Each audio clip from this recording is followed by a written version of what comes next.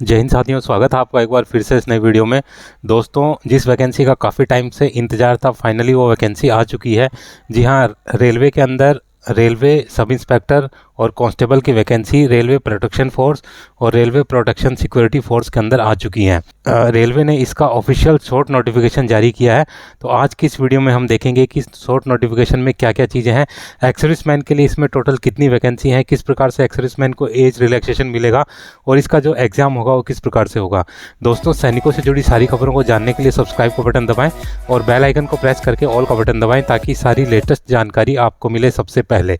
तो चलिए शुरू करते हैं वीडियो। दोस्तों, सबसे पहले बात कर लेते हैं इंपॉर्टेंट डेट्स के बारे में। तो इसके जो ऑनलाइन फॉर्म है वो 15 अप्रैल 2024 से स्टार्ट होंगे और फॉर्म्स को फिलअप करने की जो लास्ट डेट है वो 14 मई 2024 है। दोस्तों, अभी देख लेते हैं टोटल वैकेंसीज़ के बारे में। तो टोटल वैकेंसी यहाँ पर नोटिफिकेशन में 4660 वैकेंसी बताई गई हैं, जिसमें से कांस्टेबल की वैकेंसी 4208 है और सब इंस्पेक्टर की वैकेंसी 452 है। दोस्तों, अभी देख लेते हैं पे लेवल। तो जो कांस्टेबल का पे लेवल है वो पे लेवल 3 में आता है। इनकी जो बेसिक है वो 21,700 से स्टार्ट होती है 69,100 तक। और बात करें ग्रॉस सैलरी की, तो कांस्टेबल की जो स्टार्टिंग ग्रॉस सैलरी होती है वो लगभग 45,000 के आसपास होती है। बात करें सब इंस्पेक्टर इन आरपीएफ की, तो जो सब इंस्पेक्टर की जो सैलरी होती है लेवल 6 की होती है और उनकी जो बेसिक स्टार्ट होती है वो 35,400 से स्टार्ट होती है और उसका जो उच्चतम स्तर है वो 1,12,400 है।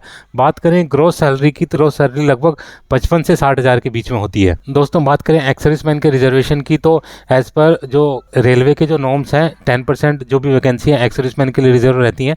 तो यहाँ पर 10% के हिसाब से जो 466 वैकेंसी टोटल मिला के आरपीएफ कांस्टेबल में और आरपीएफ एसआई में एक्स सर्विसमैन के लिए रिजर्व हैं। दोस्तों, अभी देख लेते हैं एज रिलैक्सेशन के बारे में। तो जो नॉर्मल कैंडिडेट है उनकी एज 18 से लेकर के 28 वर्ष तक रखी गई है। पहले इसमें एज जो थी वो 18 से लेकर के 25 वर्ष तक रखी जाती थी, परंतु अभी 3 साल का रिलैक्सेशन दिया गया है कोरोना की वजह से। तो अभी ये जो एज है 3 साल बढ़ा दी गई है। बात करें एक्स सर्विसमैन की, तो एक्स सर्विसमैन अलग अलग रिलैक्सेशन है।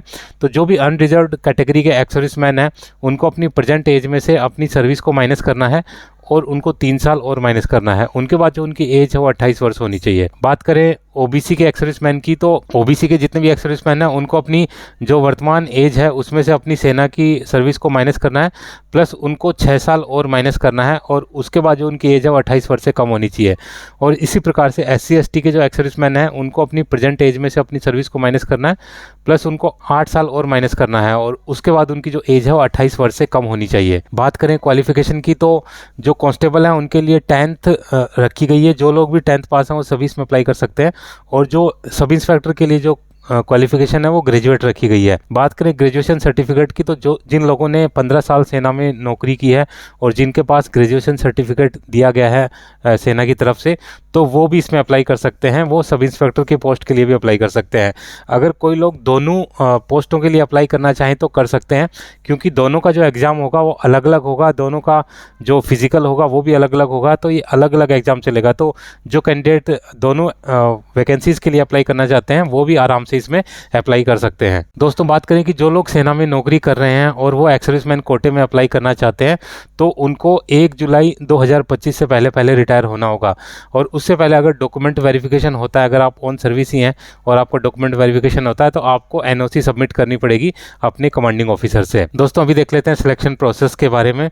तो इसका जो सिलेक्शन है वो 4 भागों में कंप्लीट होगा। सबसे पहले आपका CBT यानी कि कंप्यूटर बेस्ड टेस्ट होगा, उसके बाद आपका PET या PMT होगा, उसके बाद आपका डॉक्यूमेंट वेरिफिकेशन होगा और अंत में आपका मेडिकल होगा। अभी देख लेते हैं कंप्यूटर बेस्ड टेस्ट। 3 सब्जेक्ट्स होंगे, general awareness, arithmetic, general intelligence and reasoning.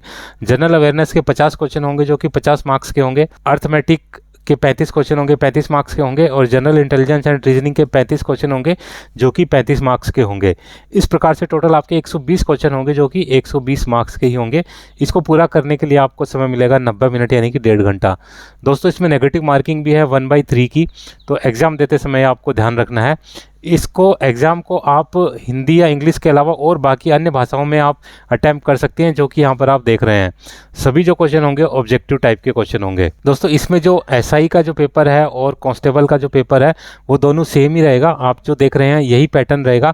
फ़र्क इतना ही रहेगा कि जो कांस्टेबल का जो पेपर है उसका जो लेवल होगा थोड़ा कम होगा और जो SI का जो पेपर है उसका लेवल थोड़ा सा टफ होगा। अदरवाइज जो सब्जेक्ट्स होंगे, जो टाइमिंग होगा, जो भी नेगेटिव मार्किंग होगी वो सब दोनों में सेम ही रहेगी।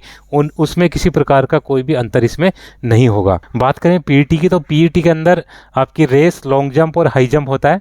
नॉर्मल कैंडिडेट के लिए सब होता है। लेकिन बात करें एक्स सर्विसमैन को, तो एक्स सर्विसमैन की जो पीईटी होती है वो एग्जेम्प्टेड होती है, उसको पीईटी देने की आवश्यकता नहीं है। पीएमटी यानी कि फिजिकल मेजरमेंट टेस्ट ये होता है एक्स सर्विसमैन का, तो उसकी जो नापतोल है वो करवानी पड़ती है। जितने भी अनरिजर्व्ड कैटेगरी के जो कैंडिडेट होंगे एक्स सर्विसमैन, उनको जो हाइट और चेस्ट का माप कराना होगा। तो अनरिजर्व्ड के लिए मेल की हाइट है 165 सेंटीमीटर। बात करें चेस्ट की, तो अनएक्सपेंडेड 80 सेंटीमीटर और चेस्ट फुलाने के बाद 85 सेंटीमीटर होना चाहिए।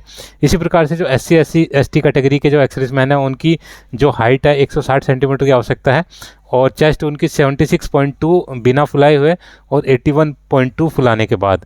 इसी प्रकार से कुछ अन्य जो कैटेगरी हैं जैसे गढ़वालीज, गोरखा, मराठी, डोगरा, कुमाऊनीज और अदर कैटेगरी जो भी गवर्नमेंट ने स्पेसिफाई कर रखी हैं, उनकी जो हाइट है वो 163 सेंटीमीटर की आवश्यकता है और चेस्ट उनकी बिना फुलाए 80 और फुलाने के बाद 85 सेंटीमीटर होनी चाहिए। तो हालांकि ये PMT PET सब क्वालिफाइंग इन नेचर है।